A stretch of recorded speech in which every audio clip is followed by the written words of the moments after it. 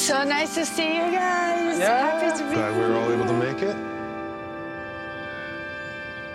This is such a privilege to be able to sit down with peers in a collaborative setting and have a conversation around kind of regeneration, but from such wildly different perspectives, even though we all see ourselves and our role in kind of food and agriculture and fashion being kind of intertwined. I think we're all here in a place where we have to at least address the fact that regenerative agriculture is a field of work that has so much complexity to it. There's so many definitions to it. Regenerative agriculture tends to mean something different to each community or person, and I think that that's a testament to our relationships with agriculture are so diverse. And ultimately, we can look to the past and learn from people, and that's exciting to me to see so many, young people in their respective fields taking that charge.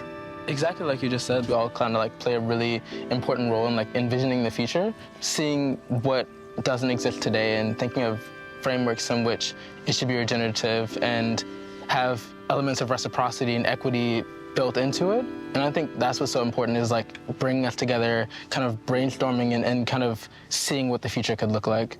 Yeah, it's so important to restore the balance, And it's all work together, it's work as a community in harmony, everyone doing something, and then gonna change.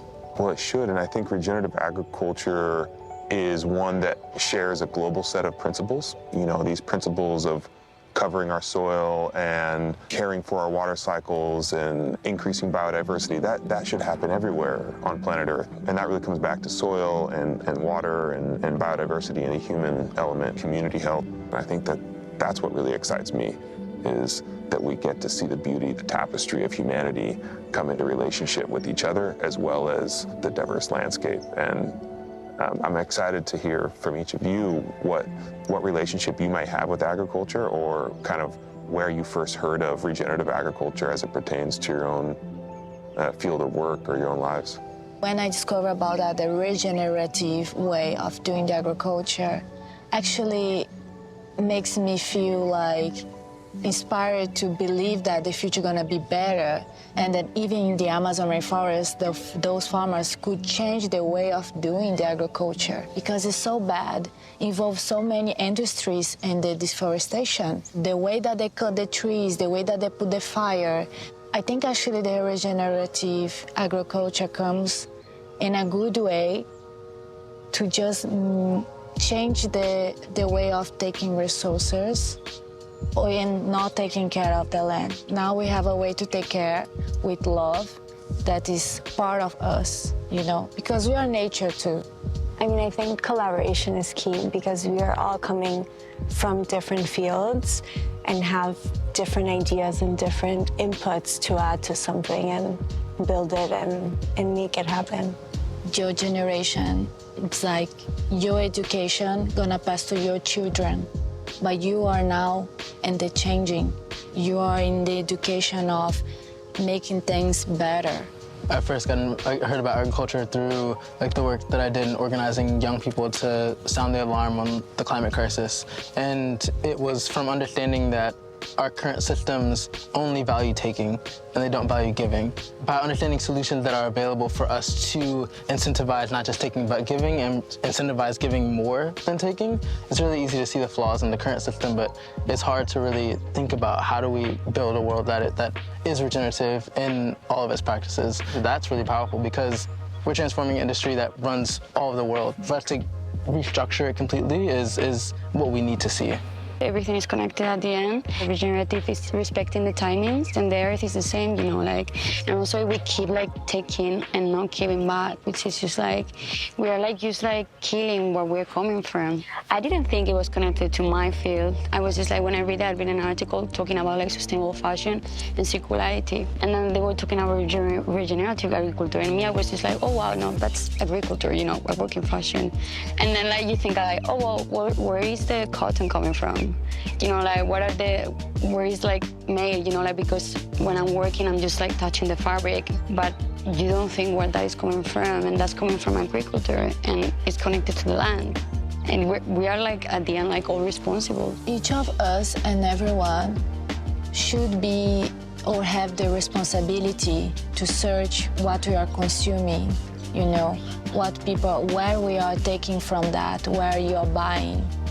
It's like the kind of consciousness that people just now are thinking more, but should be something that we need to adapt ourselves to do it. As I started, we need to do, and then it's that. And actually it's like teaching the next generation, our children, to do that, to consume in a healthy way. I always wonder how people would act if they started calling those that supported them through buying their products, instead of calling them consumers, calling them customers. I often like to think of people as customers instead of consumers. You know, to shift that ideal of, or that idea of consuming something to one of building customs around what you buy. You know, to build a custom around what you wear and what you eat, I think is where we lead to culture creation, whereas consumerism is actually the depletion of that. It's difficult sometimes to work within kind of the global market economy at the pace of natural systems. You know, you can't speed that natural process up. And if you're gonna need the data to make better decisions, you've gotta wait those years. And a lot of people don't have that patience. And I think that's a tension that we always feel. But that's regenerative farming. Like, people haven't waited. You need to wait to like change the cycle and cure the soil. We're all wearing these UGG boots, and the claim of regeneration is backed by this land to market seal.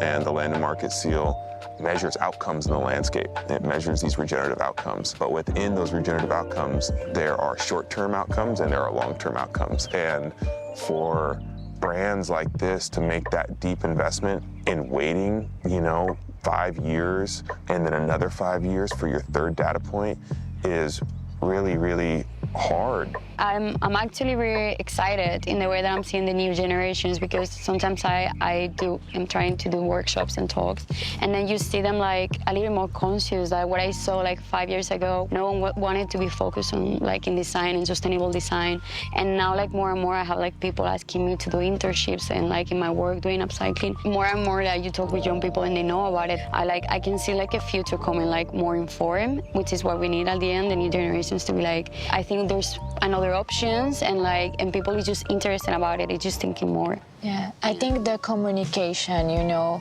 I think what gives me hope is that this generation and the next one are more communicating. They are more communicating about everything now we are talking about. Everything, different perspectives, different topics, different conversations, connections.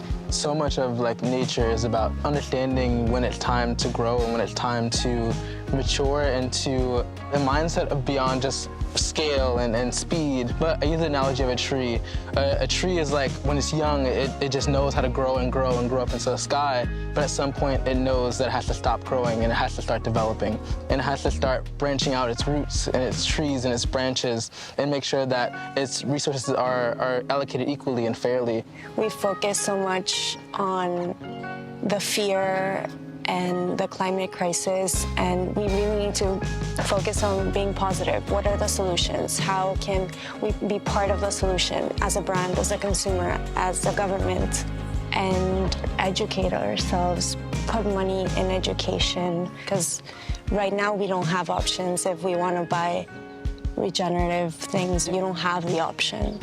And I think that we all can tie our decisions, whether in policy and governance and agriculture and food and education and fashion and business, it can all be tied back to impacting the land and those that tend to our living systems in some way. And if we can find our unique place and capabilities to be able to make positive decisions that impact that land and those people, then I think we will really see some amazing development and evolution in the coming generations. And I'm optimistically hopeful for the world that my daughters are growing up in. So.